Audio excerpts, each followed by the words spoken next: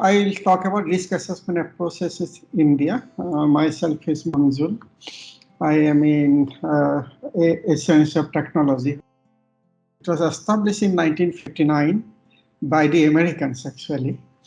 And then later it became an intergovernmental institution, university, and we have students from 40 countries and faculty from all over the world, including several countries of Europe. This is our campus, and this photograph or image is taken by drone, built by us. We also developed a lot of drones. It's around 100 acres of land. And right side, this is our center, where I am talking from right now.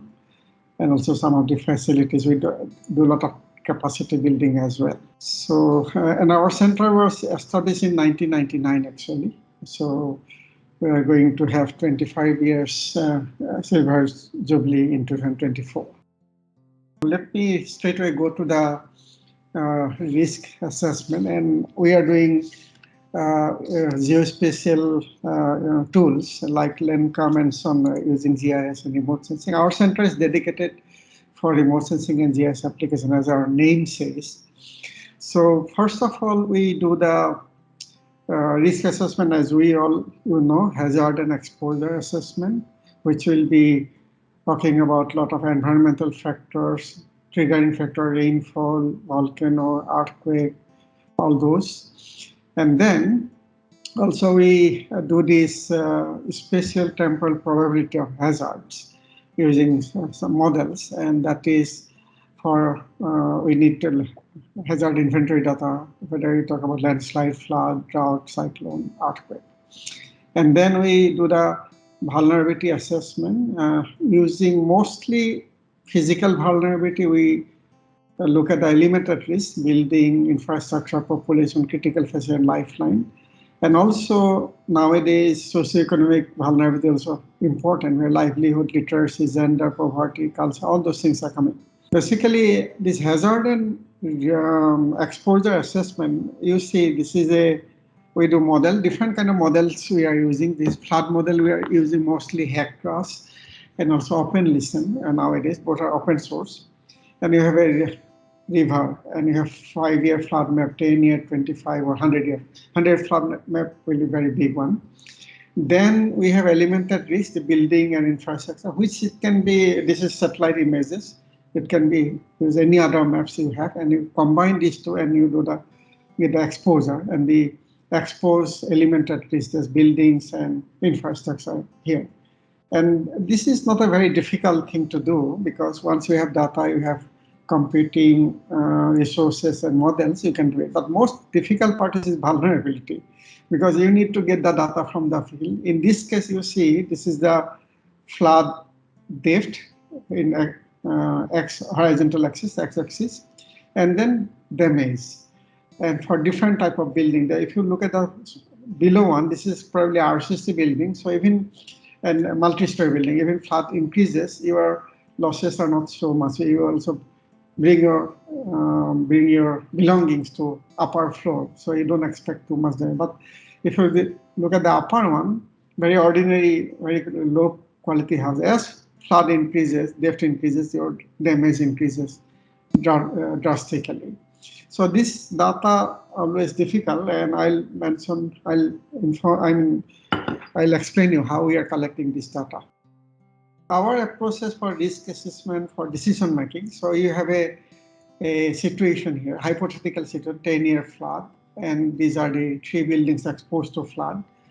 And 10-year flood means your health probability is 1/10, that is 0.1. And then vulnerability here, we are expecting say 50% damage, which is, as I said, is hypothetical, 50% of water in the house. So, and your cost of the total house, including the content in the house and the structure is 100,000, for example. Then you have the water is up to ceiling, so your vulnerability is 100. One means 100% damage you're expecting. And here your little flood, so you expect 20% damage, so vulnerability is 0.2. So we calculate this one. So if a flood of 10 years comes, you expect a $70,000 loss from. So this is the basic principle how we estimate the physical risk. Then now you want to build a dam here. So what is the cost of the dam? So if the cost of the dam is say $25,000, and you are saving and no point of building this dam. But I think this is true for a rural area when you construct a dam, but there are not many people are benefiting. Then this kind of thing. But now, if you look at the urban area, so many buildings in these locations, so your cost benefit analysis will be cost benefit is very, very high. So depending on the where you are constructing this dam, so that decision making can be done. But if you in this kind of situation, this cost is very high, then people can do okay. So also there if you put the dam, then you can build new cities or new settlements here. So this is another advantage. But if you think that this cost is very high, government is not going to put a dam, then you go for this kind of individual raise the buildings by yourself. Then in that case, your cost is 6,000 only, but you are saving quite a $11,000, for example. So this kind of decision making is possible. Then also, it is one of the most important part is land use, risk sensitive land use planning. So in the red area is high risk, so you don't allow any construction or any settlement, any activities. So the building which you have, you just move out of it, relocate those buildings. Then there are some, this is part is medium, so where you allow control development. Okay, and these are the risk areas, so where you can go for development in full swing. So this kind of decision making is possible using risk assessment tool. That's why we are focusing on this kind of tool development. But this is a one scenario we are talking about. But with the climate change and all, you have different scenario. So earlier maybe you have 2 or 10-year flood. Now because of heavy rainfall, recently we have seen in Germany and China very heavy rainfall. Then your flood line is going up. So you have to have all these scenarios, right? Then you make it. The first one we call deterministic. We fix the line of the hazard. So normally in most of the Asian countries, this is 100-year flood. But when you go for probabilistic, then you have given all the range. Then for 2-year flood, you have only $20,000 loss. 10-year flood, 160,000, and 50-year flood, 250,000. So as your return period increases, your damage increases very much. So the risk increases very, very dramatically, right? So this, having this, developing this scenario is very important. Then you'll decide how much risk you want to absorb, you want to mitigate. So if you want to go for say 10-year flood, so your dam will be somewhere here, and your cost will be less. But if you have more money, and then you can go up. For example, in Netherlands, if you go to the western part of Netherlands, their return period is, I think, more than 1,000 years, because if they don't do that, seawater will come and engulf the whole country. So it depends on your requirement as well as how much money you have to, for spending or making your risk proof. So this is a basic concept. So we are still just implementing a USAID project in Nepal, risk assessment. We are working for flood is one. We are multi-hazard risk assessment disease, and for probabilistic. So we are considering 20, 50, and 100-year flood. Landslide, we are mapping the landslide susceptibility. Landslide risk assessment is a little bit difficult because this hazard probability of landslide from hazard point of view, it is a little bit complicated to achieve. So that's why we are going for susceptibility here. Then we are going for earthquake for 475 years and 2,475 years return period. We are doing for wind. We are doing for fire. These are the hazards we are considering in two municipalities in Nepal. The one I am talking about today, Lamkiswaha municipality, is bordering India. This one state called Uttarakhand, which I am going to talk about in this presentation, is bordering that Uttarakhand state. And you can see combined hazard maps for earthquake, flood, windstorm, landslide. All this we put together, and you can see the red area is high hazard map. Orange one is moderate hazard, and green one is low hazard map, low hazard areas. And then element at risk, we are considering building, population, agriculture, and road. Four types of element at risk we are considering. And building and population data collected from the building footprint survey as well as household survey. And agricultural road obtained from the land use map and land cover map given us by the municipality. And you see this data, particularly if you look at the buildings, there are different kind of residential building, institutional building, educational, college, universities, schools, government buildings, so religious or cultural building, health, medical facilities, health centers, industrial, commercial, and public amenities. So all these kind of buildings are considered, and their construction type, right? So you see this is bamboo and mudwood, this is residential building, reinforced concrete buildings. Then you have load-bearing mud buildings, then load-bearing cement buildings, load-bearing wood buildings, and other types. So these types are very important for developing your vulnerability curves. So if suppose an earthquake comes, then this vulnerability of this RCC building is very less because it's very strong. And but if this kind of houses, maybe in case of earthquake, it will collapse very quickly. So depending on, for developing, we have developed the vulnerability curve for all these different types of buildings for each category of hazard. One set of vulnerability functions for earthquake, one set of vulnerability function for flood or landslide for these different types of buildings. Then we have also have these combined hazard maps for all these hazards I have talked about.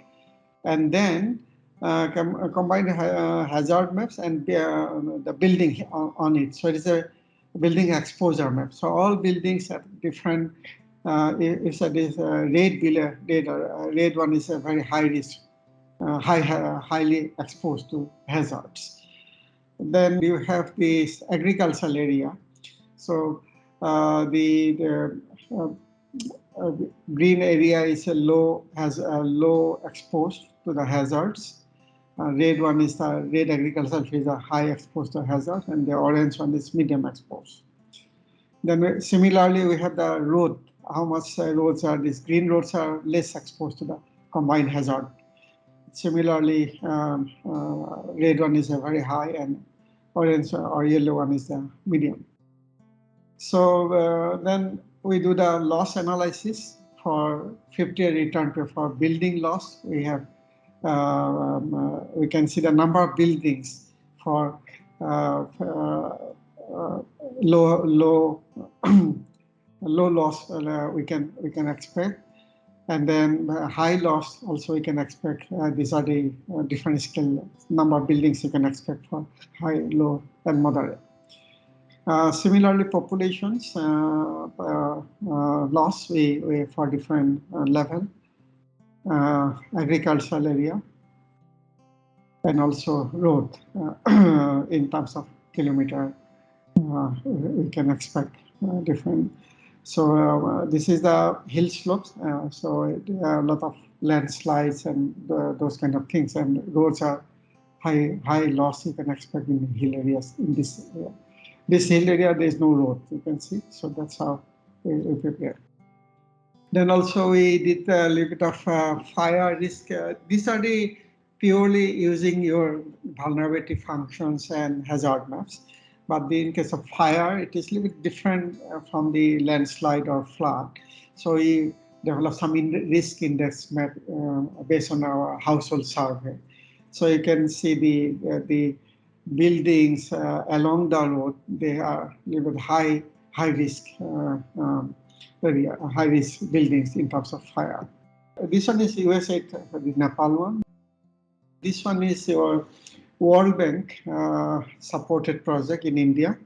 This is a south part of Nepal. This state is called Uttarakhand, 53,000 square kilometer, 10 million people.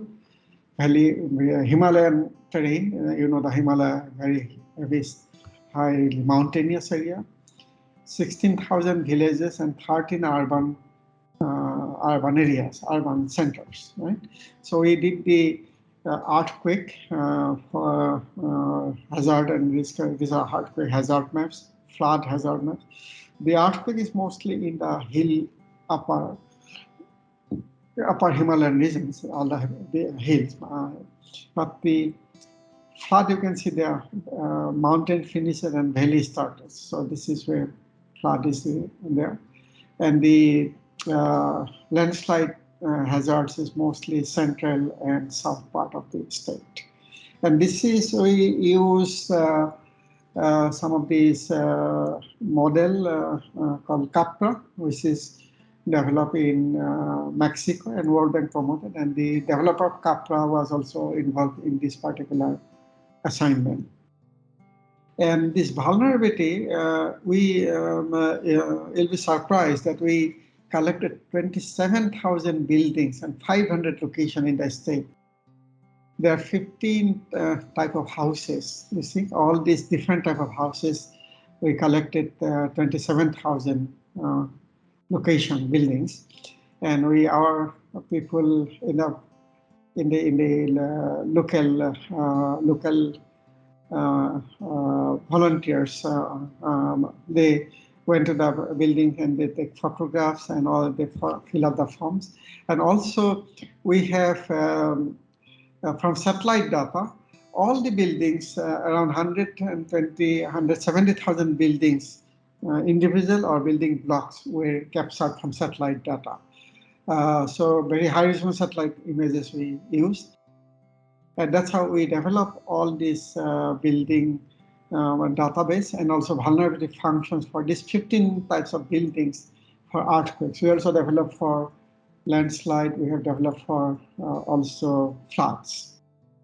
If you look at the multi-hazard loss you are expecting in this state, the 97.4% is earthquake actually, because this, as you know, this is Himalayan belt, and from Pakistan to India, Nepal, Bhutan, up to the Myanmar and China. This is almost 2,800 kilometer Himalayan range, and this is one of the most earthquake-prone area in the world. So in this study, we found that Uttarakhand, this state, did not have a major earthquake for more than 200 years. So there is a very high likelihood that 8 magnitude or more earthquake is coming anytime from, in this state from now and onwards. So we expect that if that kind of 8 magnitude earthquake comes, and you can imagine that these kind of buildings, how it will be, it will not survive, most of them, I think, except this RCC and reinforced and all, but these ordinary houses will be completely collapsed. So that's how we come up with these figures. And flood is very, very small. And also we, you can see all sector like residential building, economic sectors, critical buildings like hospitals, and school, colleges, those kind of transportation, economic. So these are the different economic sectors. We also calculate the overall risk. Also, it is. I also heard we were talking about a lot of socioeconomic vulnerability. We also did the socioeconomic vulnerability from all these ground building survey we did, household survey in the ground. So this is the third one we are currently doing in, we just finished in Tajikistan. And this is also the whole Tajikistan for for flood, earthquake, drought, and also windstorm, landslide, mud flow, and snow avalanche. For the whole country we have done, and this is all these databases available now in this link. But unfortunately, we want to make it open, but this Tajikistan government, they don't want to open to public. But anyway, if any of you are interested, you just let me know. I will give you the temporary password, username and password. You can go into the, and you can see how we have done for district and sub-district level risk assessment for the whole country. We have done for all these hazards. You can see the hazard maps, you can see the vulnerability functions, you can see the final risk maps.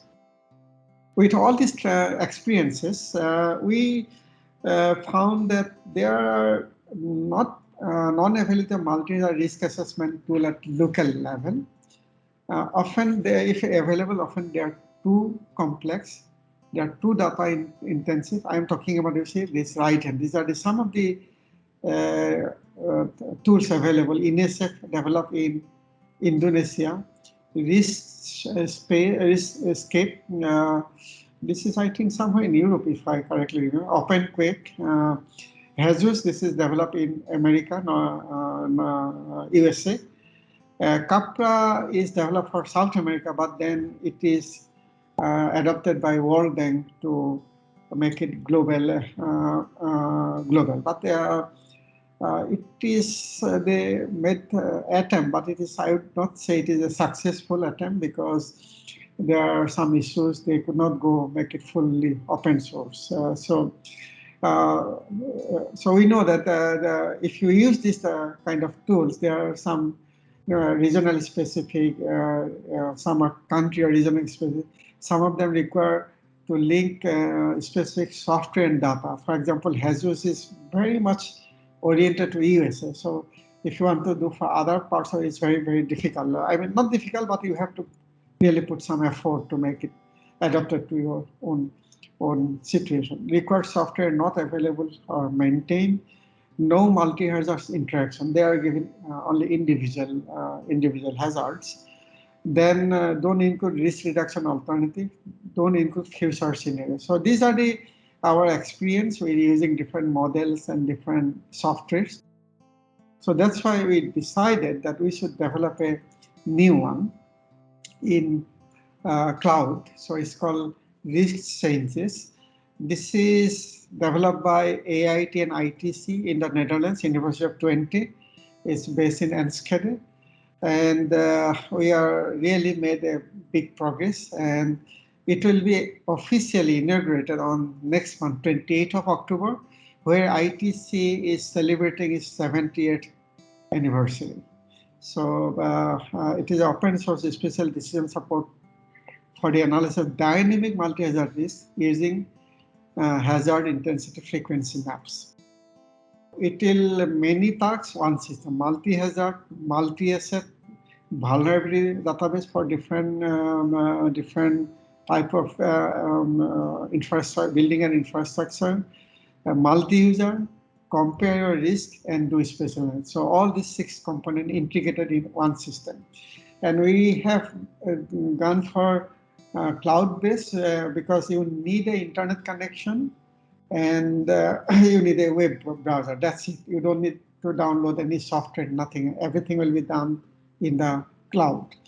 So to make it better. So this is the team. The big person boss is Professor K.S. Bhenwesen. Some of you might know him. He's a well-known landslide and multi-hazard risk assessment expert. Myself and my colleagues, Syams, Anis, Ashok. He was our staff. Now he's working with Professor Kes as a PhD student, our staff, and some of the 2 intern students also in the team. And also during your presentation, I also earlier mentioned about using satellite data. So this our center is a part of Sentinel Asia and also the International Disaster Charter. It means any disaster happen in Asia, all satellite data are made available to us immediately. So This is a very big earthquake happened in Indonesia in 2018 in Sulawesi, almost 9 magnitude in Palu, and they have huge damages caused by tsunami and earthquake. So we process all this data coming from different satellite sensors. And it was an international disaster charter. Even also a lot of data came from European Airbus actually. So the Pleiades. So all those data we analyzed. Also, our team visited in the field. All the photographs come. So data coming from satellite, data coming from a mobile application from the ground, we combine together and we develop very good maps actually. And you see the governor of the Sulawesi province were they're discussing with their people. These are the maps in behind, our maps in the behind. This is also Indonesian Civil Protection Agency using our maps. And also this work was highlighted in some of the Indonesian press as well as some international coverage. And in this website, you can see our work there. I'll share this link with you. You can have a look. And this another one is after we use our maps are also used by World Bank and ADB, Asian Development Bank. And then they develop a post-disaster reconstruction project. And then we got this project from ADB, around $500,000 project. And this project we are using, project was first part was initiated by European Space Agency. And they have a platform called, you might know, Geohazard Exploitation Platform, GEP. And this European Space Agency used this tool to monitor the reconstruction and land subsidence or land stability in the Palu area. Okay, so good news is that using Sentinel-1 data, you can every month you can monitor the stability of the land. So if some land is going down or there's some sinking of land, we can monitor. So you can see here every month we are monitoring, and then land is going down in 2 locations. Particularly, you see these buildings. These buildings are going down literally in some millimeter level. So you can measure even millimeter level. And if you say here, this green one, they are going down, but very little amount. And these green buildings are stable. There's no subsidy, not going down after. So we are processing this data before 1 month before earthquake, and then every month after the earthquake till today, we are doing this kind of analysis. And this is all free data. Only we are using this software. Now, European Space Agency given this software to a private company in Italy for sustainability. But if you don't have this software, you can use the open source tool to monitor this. But if you use this software, it becomes very easy actually. Thank you very much. I think that's it.